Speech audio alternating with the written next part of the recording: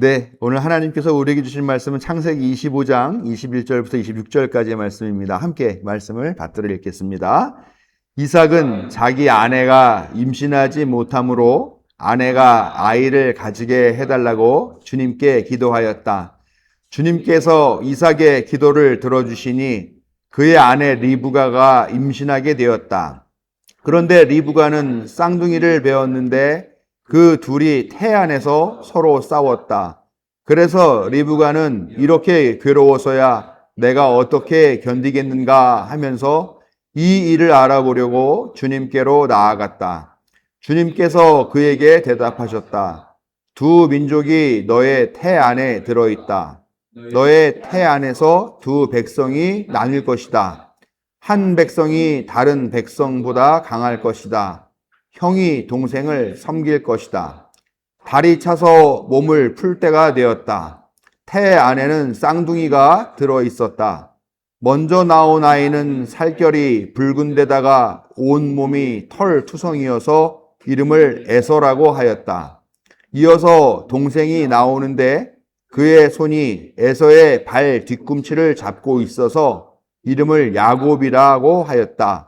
리브가가 이 쌍둥이를 낳았을 때에 이삭의 나이는 60살이었다. 아멘. 우리의 약함과 무지를 깨우치시고 힘있게 하시며 생명의 길로 인도하신 항상 오르신 하나님의 사랑과 자비가 오늘 예배하기 위해 하나님 앞에 나온 자녀들과 함께 하시기를 성어버이 성자 성령의 이름으로 축원합니다. 제가 신학대학 다닐 때 교수님이 그런 질문을 했어요. 왜 성경이 위대한 책이라고 생각하느냐? 저희한테만 하는 건 아니고 아마 매번 그렇게 하는 질문일 것 같긴 해요. 다른 선배들은 어떻게 대답을 했는지 모르겠습니다만 그때 우리 학생들도 1학년 때 이런 질문을 받은 것 같은데 한참 뜨거울 때잖아요. 막 불타는 신앙심으로 신학대학 탁 와가지고 있었을 때니까 이런저런 여러 가지 대답이 나왔는데 그때 교수님이 대답한 정답이라고 하는 건 뭐냐? 그 책이 하나님의 말씀이기 때문에 위대한 책이다 이렇게 얘기를 하시더라고요. 근데 저는 그때 당시도 그게 별로 그렇게 썩 동의가 되지 않았고 점점 더 신학 공부를 하면 할수록 그게 정답 같지가 않게 느껴지더라라는 겁니다. 저는 또 대학원에서 성서신학을 또 전공을 했어요. 구약학을 전공을 했는데 신이라고 하는 존재, 우리는 하나님이라고 부르죠. 그 신이라고 하는 존재가 어차피 인간의 능력, 인간의 감각으로는 실체를 알 수 없는 존재잖아요. 눈에 보이지도 않고 또 우리가 직접적으로 대화를 하거나 관계를 가질 수 있는 그런 존재가 아니기 때문에 그 신에 대해서 신이 신령하신 분이다, 거룩하신 분이다 그런 이야기를 아무리 한다 하더라도 결국 신에 대한 인간의 이해, 신이 어찌 됐건 간에 있건 없건 이런 모양이건 저런 모양이건 간에 사실을 알 수가 없으니까 불가지하기 때문에 결국은 신에 대해서 인간이 갖고 있는 이해나 아니면 인간의 상상이나 또 아니면 인간이 갖고 있는 그 한계 내에서 추론하는 정도로밖에 이 신에 대해서 이해할 수가 없다라는 것이죠. 하나님이 만약에 정말로 나타나셔가지고 인간에게 그 본인을 알려주시고 그 자신의 모습을 보여주신다 하더라도요, 결국은 인간의 감각, 인간이 볼 수 있는 건 이 가시광선이라는 것을 통해가지고 그걸 분석해내는, 그래서 우리가 망막에 맞춰서 사물을 본다라고 얘기하잖아요. 그러니까 어떻게 말하면은 우리가 보는 사물들은 사실 그 사물의 본질 자체가 아니라 그 가시광선을 통해가지고 우리에게 들어온 시각적 이미지를 우리가 보는 거라고 생각할 수가 있는 거잖아요. 그러니까 이 말은 뭐냐면 결국 인간의 감각이나 또 인간이 생각할 수 있는 이성, 그 다음에 인간이 할 수 있는 상상의 그 한계 테두리 내에서 하나님이 보여주신다 하더라도 그것을 재해석해내는 것이다라고 밖에 볼 수가 없다라는 것이죠. 그게 현실인 거죠. 그래서 성서가 우리에게 하나님을 온전히 완전히 보여줄 수는 없다라고 생각을 할 수 있다라는 겁니다.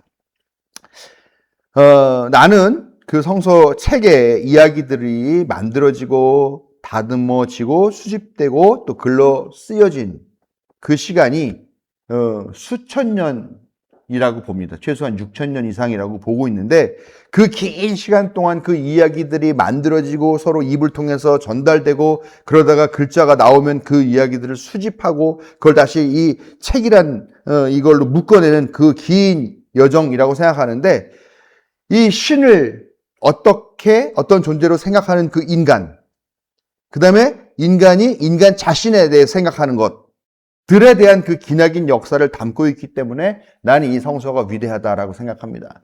그러니까 신에 대한 이야기, 신에 대한 신의 말씀이기 때문이 아니라 신에 대한 인간의 긴 추론과 상상과 고백과 그런 것들, 그리고 그것을 통해서 인간이 인간 자신에 대해서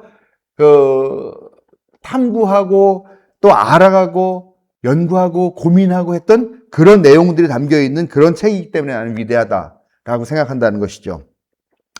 성경에는 이 수천 년 동안 인간 자신이 자기 스스로에게 너 어디에서 왔냐? 넌 어디로 가게 되냐? 그러니까 지금 여기서는 어떻게 살아야 되느냐? 라는 것에 대해서 질문하고 그 대답을 찾으려고 하는 노력을 법적인 용어 혹은 노래나 시, 또 때로는 편지의 형식, 또 이야기의 형식, 그리고 신화의 형식 등을 빌려서 다양한 형태로 담아냈는데 거기에는 인간의 욕망과 탐욕과 교만과 무지 같은 그런 부정적인 요소뿐만이 아니라 그런 것들을 어떻게 올바로 극복해 내려고 했나 하는 것들, 그런 공동체적이면서 윤리적인 노력들과 시도들에 대해서도 또 그 결과에 대해서도 이 성서는 담고 있다라는 것입니다. 그래서 인간이 참된 인간으로 살아가는데 매우 중요한 단서와 힌트를 긍정적인 방법 혹은 부정적인 진술로 제공하고 있는 것. 그래서 중요한 책이라는 것이 저의 생각입니다. 즉, 우리가 참 인간이 되기 위한 다양한 길을 보여주기 때문에 성서는 위대하다라고 저는 생각한다는 이야기인데요. 문제가 있죠. 이게 아까 말씀드린 대로 긍정적인 방법과 더불어서 또 부정적인 방법도 같이 담겨 있기 때문에 이게 어떻게 보면 수수께끼 같아요.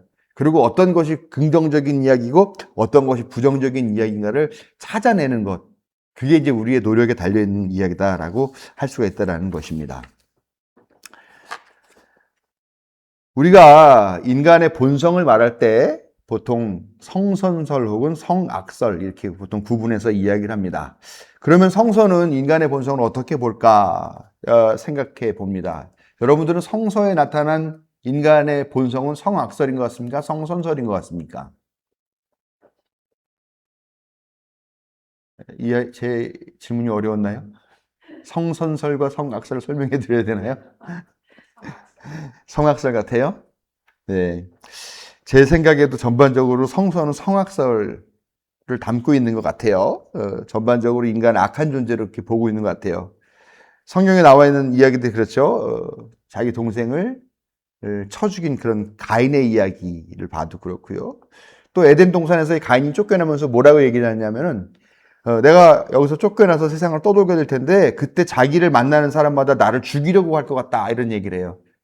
아니 뭐 생판 모르는 사람 지나가는 사람 봤는데 죽이려고 한다. 그 자체도 이미 이 인간이라는 것들이 선하지 않다, 악하다. 살인의 의지를 기본으로 갖고 있는 사람들이다라고 하는 것들을 전제하고 있다라는 거죠. 그 다음에 하나님이 노아로 인류를 심판하시려고 그렇게 하면서 노아에게 이제 노아에게 방주를 만들라라고 얘기를 합니다. 그러면서 이 인간이 악하다고 하는데 뭐라고 말씀하시냐면 인간이 생각하는 계획이 모두 악하다. 그래서 나는 이 인간들을 쓸어버릴 수밖에 없다라고 그렇게 말씀을 하십니다. 또 오늘 읽은 말씀도 보면은 여기 형 에서의 장자권을 속여서 빼앗은 야곱의 이야기 우리가 너무나 잘 알고 있죠. 그리고 또 그 야곱의 아들들 이야기죠. 동생 요셉을 팔아먹은 야곱의 형들 이야기가 또 바로 이어서 나오죠. 그리고 이집트에서 탈출해가지고 광야에 있는데 하나님을 만들어달라 그래가지고 금을 부어가지고 금송아지상을 만들어서 그 앞에서 춤추고 노래하고 뭐 술 마시고 하면서 어떤 그런 우상숭배 같은 모습으로 하나님을 섬기는 그런 모습. 하나님이 매우 노하시죠. 또 그걸 본 모세도 노해가지고 하나님께 받은 돌판을 던져서 깨트려 버리는 그런 그 백성이 그렇게 기본적으로 우상숭배에 성향이 있는 그런 존재들로 그리고 있다는 거죠. 이 이후에도 보면 성서는 계속해서 하나님을 배신하고 우상숭배에 빠져드는 건 백성들의 이야기. 그들이 얼마나 악한가 하는 것들을 지속적으로 고발하는 내용들이 이어지고 있다라는 것입니다. 오늘 읽은 에서와 야곱의 이야기도 성서가 인간의 악함과 어리석음을 극명하게 보여주고 있는 그런 대표적인 이야기라고 할 수가 있죠. 오늘 말씀만 봐도 그래요. 아기가 생기지 않아서 리브가가 하나님께 기도를 합니다. 그래서 기도를 해가지고 쌍둥이를 임신하는 그런 복을 받게 되죠. 그런데요, 이 쌍둥이가 이 뱃속에서, 이 태중에서부터 이미 다투었다라고 오늘 성경은 이야기하고 있습니다. 얼마나 심하게 다퉜으면 임신한 리브가가 너무 힘들어서 이거 어디 살겠냐, 이런 이야기를 할 정도까지였다고 합니다. 이만큼 성서는 인간이란 존재가 아직 태어나기도 전에 완전한 인간의 형체를 갖추기도 전부터 서로 싸우고 다툴 만큼 악하다라고 하는 그런 존재라고 하는 그런 인식과 전제가 이 성서에는 담겨있다. 이 이야기에 담겨있다라는 것입니다. 이 이후의 전개는 우리가 잘 알고 있죠. 야곱이 속임수를 써가지고 형 에서의 장자권을 팥죽 한 그릇에 거의 빼앗다시피 하죠. 강탈하다시피 합니다. 그리고 나서 나중에 이제 아버지가 돌아가시기 전에 자식들을 축복해 주는데 그때 아버지가 눈 어두운 거를 이용해 가지고 뭐 몸에다가 자기 형인 척 하려고 털을 막 털 가지고 붙이고 가지고 대신 축복을 받는 이런 악한 일을 했다라는 겁니다.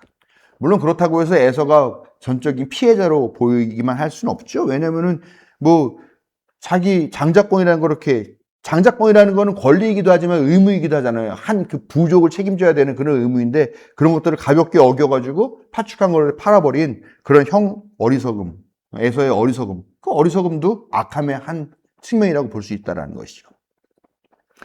근데 오늘 이 이야기를 한번 가만히 생각해 봤으면 좋겠어요. 이 세상에 어떤 사람이 그 태 속에 있는 아이가 태동을 하는 거 보면서 야, 얘들 싸우고 있구나, 이렇게 말할 수 있는 사람이 세상에 있겠습니까?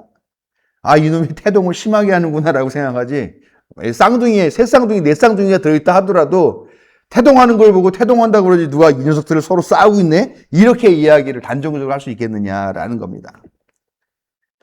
아이를 갖는 게 너무 힘들어요. 우리가 그런 증상을 요즘 우리가 뭐 임신 중독이라고 하죠. 또 아니면은 뭐라 그럽니까? 그 입덧이 심하다 뭐 이렇게 표현을 하잖아요. 그런데 그런 것일 수도 있는 건데 또 쌍둥이라서 임산부가 많이 힘들어했던 것일 수도 있었을 텐데 그렇게 애들이 싸우고 있다, 얘네는 사이가 안 좋구나, 이렇게 상상하거나 해석한 것이 아니겠느냐라는 것입니다. 그럼에도 불구하고 성서는 쌍둥이가 태안에서도 싸웠고 그래서 임산부가 힘들어했다라고 그렇게 기록하고 있다는 것이죠. 이것은 아무리 봐도 어떤 의도를 갖고 아니면 나중에 있었던 어떤 결과들을 해석하고 설명하기 위해서 그걸 갖다 이 원인에다가 반영해서 그렇게 만들고 해석한 이야기가 아니겠는가, 그렇게 추측할 수가 있다는 것입니다. 오늘 읽은 말씀 여기 쭉 보면 또 이어지는 이야기 보면 이러죠. 하나님이 말씀하시죠. 형이 동생을 섬길 것이다 라고 말씀하셨다는 겁니다. 근데 제가 오늘 여기 보면은 주석을 달아놨죠. 주석에 있는 건데요. 에서라고 하는 이름. 이 에서는요, 그 보면 털이라는 뜻이에요. 털, 그냥. 털이 많았다. 태어났는데 벌써 몸이 굳고 뭐 벌겋고 뭐 털이 많았다. 그래서 야, 이 녀석 털 많네 라는 뜻에서 에서라는 이름을 지어준 거라는 거죠. 또 반면에 야곱이라고 하는 이름은 뭐냐면은 야케브라고 하는 단어, 이게 속이다라는 뜻이라는 거죠. 이 단어에서 이름을 야케브니까 이놈은 속임수가 있는 놈이야, 뭐 발뒤꿈치를 잡다 이런 뜻이죠. 근데 우리가 발뒤꿈치를 잡다라는 게 남이 성공 못하게 발을 건다, 발 뒤꿈치를 잡아서 못 나가게 한다, 그런 뜻이잖아요. 이제 속이다라는 뜻으로 좀 범용적으로 해석을 하는 것 같은데, 그래서 이 야곱의 이름을 지은 거예요. 그러니까 이 야곱이라는 이름 자체가 상당히 부정적인 가치 판단을 담고 있는 그런 이름이에요. 반면에 털이라는 이름을 지은 에서의 이름은 그냥 가치 판단에 담겨 있지 않은 단순한 어떤 중립적인 그런 형상만을 담은 그런 이름이라는 것이죠. 한 혈통에서 두 부족이 나오게 됩니다. 그런데 이 두 부족 중에 한 부족이 유독 정치, 경제, 군사적으로 우세한 그런 세력으로 성장하게 되는데 그게 하필 차남 계열 부족이었다는 거죠. 그럼 어떡합니까? 장남이 있고 차남이 있는데 차남이 훨씬 더 우세하다고 했을 때 그러면 이 정통성을 누가 잇게 되어야 되겠습니까? 당연히 강력한 데가 이어야 되겠죠. 그래야 그 부족이, 그 혈통이 명맥을 유지하게 되는 것이기 때문이죠. 그런데 이 차남 계열의 부족은 출발부터 이미 긍정적인 평가를 받지 못하는, 속이는, 이름부터가 속임수를 담고 있는 그런 부족이에요. 그런데 그 부족이 정통성을 이어야 되고 후계를 이어야 되는 그런 상황이 될 수밖에 없는 역사적인 결과가 있었다는 것이죠. 그래서 성서를 기록하고 역사를 기록해야 되는 이 역사가들과 종교인들은 당황할 수밖에 없는 거지. 이거 어떡하지? 우리 민족 정서는 장자를 우선으로 여기는 건데, 우리 민족은 윤리적으로, 도덕적으로 가치 판단을 분명하게 하고 있는데, 근데 속이는 녀석이, 또 차남이 정통성을 이을 수밖에 없는 상황이 됐네? 이런 고민들이 있었는데, 그런 것들을 어떻게 보면 정당화하고 또 상쇄하기 위해서 하나님께서 작은 아들을 승인하셨다라고 하는 해석을 이 앞에다가 나중에 넣었을 수 있겠다라는 말이죠. 왜냐하면 역사라는 것은 항상 나중에 옛날 일을 기록하는 방식이니까요. 나쁘게 말하면 자기 민족의 정통성을 긍정하기 위해서 하나님까지 끌어다 썼다. 이 성서의 기록 자체도 이미 인간이 악할 수밖에 없다. 사실을 왜곡한다거나 아니면 자기들의 주장을 정당화하기 위해서 하나님까지도 그 이름까지 들먹일 수 있을 만큼 그런 악한 존재다라는 것을 보여주는 일면이 아닌가, 저는 그런 생각을 하게 됐습니다. 이 에서와 야곱의 이야기만 봐도 성서 혹은 또 성서를 기록한 사람들, 그 다음에 성서에 담긴 인간의 역사는 인간을 선한 존재로 보지는 않은 것 같습니다. 도무지 개전의 정이 보이지 않는, 끊임없이 죄짓고 또 회개하지만 또다시 악행을 반복하고 오히려 그것들을 즐기는 것이 인간이다라고 성서는 규정하고 있는 것 같이 보인다라는 것입니다. 그런데 비록 성서가 인간을 선하게 보지 않고 악하다고 인식한다 해도 성서와 별개로 하나님은 인간을 선하게 보셨고 선하게 창조하셨음은 분명하다는 것을 우리가 기억해야 되겠습니다. 무엇보다도 우리가 주목해야 될 단어가 있죠. 하나님 형상.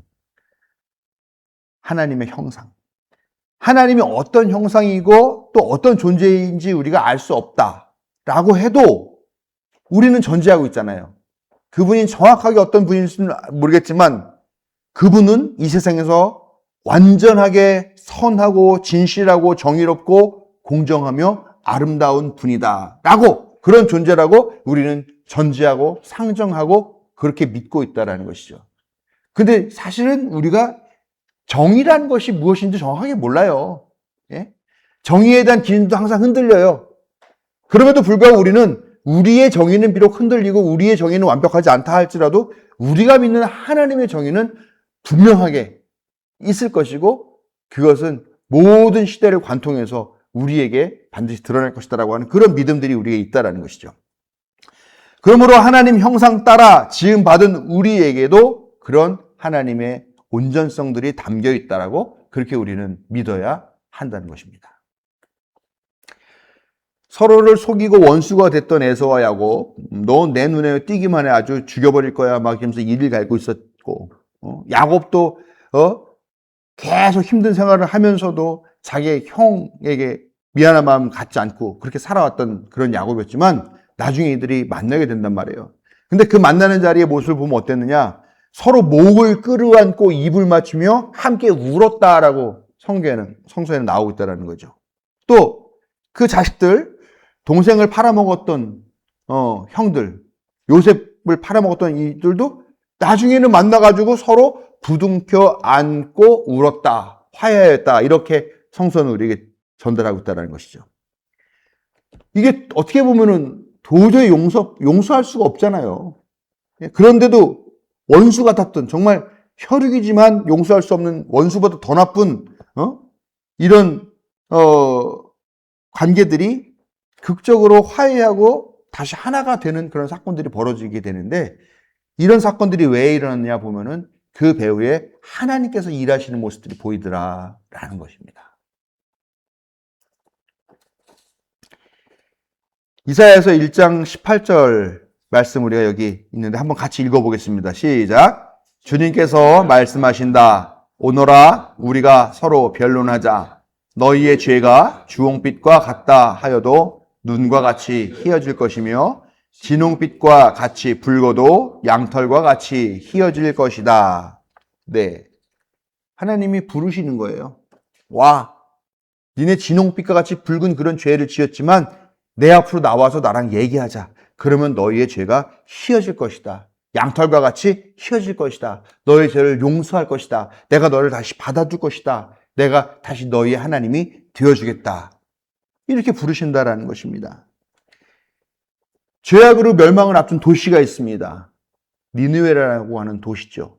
그 도시에 이제 멸망의 그런 예언을 하라고 요나를 보냅니다. 이 니느웨 백성들이 얼마나 죄를 많이 지었느냐, 이제 너희들도 소돔과 고모라 같은 그런 멸망을 맞게 될 거라고 했는데, 이 니느웨 백성이 그 심판의 예언을 듣고 나더니 이 사람들이 다, 그 성의 모든 사람들이 다 죄를 뿌리고 옷을 찢고 그 죄를 뿌리면서 회개하면서 우리를 살려달라고 그렇게 하나님께 기도하더라는 겁니다. 하나님께서 그걸 보시고 다시 거론도 안 합니다. 바로 그들을 구원해 주시고 용납하시고 그들을 살려주셨다라는 겁니다. 이렇게 하나님은 끊임없이 돌아와라라고 권면하시고 또 백성이 응답하셨을 때 기꺼이 용납하시고 환대해 주시는 그런 전적으로 선하신 분이더라라는 겁니다.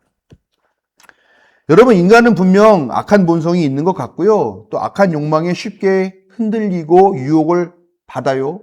그리고 그 유혹에 넘어가서 실제로 악을 행하는 것, 그게 맞는 것 같아요. 제가 보기에도 그런 것 같습니다.